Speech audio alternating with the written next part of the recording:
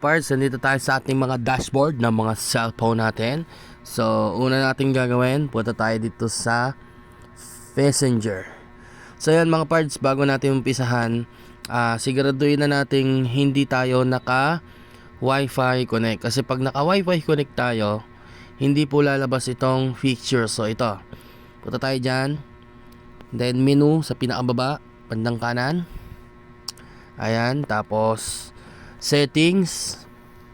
Ayan, so hindi natin siya makikita dito mga parts, yung pre-picture. So hindi talaga siya lalabas kasi nga naka Wi-Fi connect tayo. So kailangan para magamit natin yon o makita natin yon at magamit, ma-on, so kailangan hindi tayo mag Wi-Fi connect. So ang gagawin lang natin, data talaga, kasi purpose naman talaga nun para magawa natin yung settings nun. Purpose nun para makita natin yung pictures na yon is kung data ang gamit natin. So dahil Wi-Fi tayo, hindi natin makikita yan dito. So i-back lang natin. Ang gawin natin mga parts ay mag-switch tayo dito sa data. Ayan. Tapos i-X lang natin to. So dito lalabas na yung connection ng settings mismo ng settings mismo ng fixtures na yon. So ayan. So ipakita ko muna mga parts ito siya. So ito. May sinend sa akin si Missy. So wait lang. Basta ganito siya lalabas yan. Ganyan. Wait lang. Mga pictures hanapin natin. So halimbawa ito. So itong nakikita nyo, use data to view photo. So pag pinindot mo nga naman yan, lalabas lang dyan yung use data. So para hindi ka na magganyan, ganito na agad yung lalabas yung mga picture na ganito. So punta tayo settings. So lilitaw na yan mga parts ito. So menu, okay.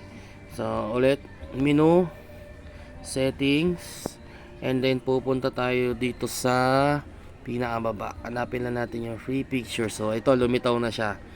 Free pictures. Sa ibaba siya ng recap at bubbles. So ito na siya, lumitaw na siya. Free pictures, okay? Free pictures. So pindutin lang natin 'yan. And then nakikita nyo naka-off siya. So automatic downloads. Use your data to download and show photo and videos automatically. So pindutin nyo lang 'yan mga parts, on nyo lang 'yan. So ayan. Pagka-on nyo na yan, dito refresh lang natin. So pag pumunta tayo dito sa mga send photo, ayan, so nandito na siya, open na siya. So data ang kailangan natin gamitin para makita natin yung settings na yon. So pagka data kasi ginamit natin, magagamit na natin yung mismong settings na yon. So pag naka Wi-Fi connect ka, wala, hindi mo makikita yung settings na yon. So kaya kailangan data talaga, kasi data naman talaga ang kailangan natin gamitin sa araw-araw para pag may nag-set ng picture, ganito na, okay? So ayan na, kita na lahat yan mga parts, kita na, hindi na kagaya nung kanina. So ganun lang gagawin natin mga parts, okay?